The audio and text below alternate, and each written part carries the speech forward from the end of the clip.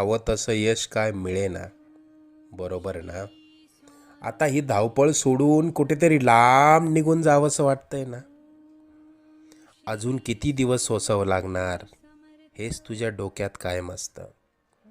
त्याच त्याच गोष्टींना पुरता कंटाळून गेलायस तू. मला माहिती आहे या वेदना आता तुला सहन होत नाहीये.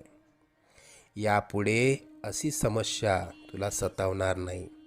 तू आजपर्यंत भरपूर दुःख सहन केलंस. तुझी वाईट वेळ संपून जाईल. त्यानंतर येतील सुखाचे सोन्यासारखे दिवस. बाळा, तू प्रयत्न करत राहा.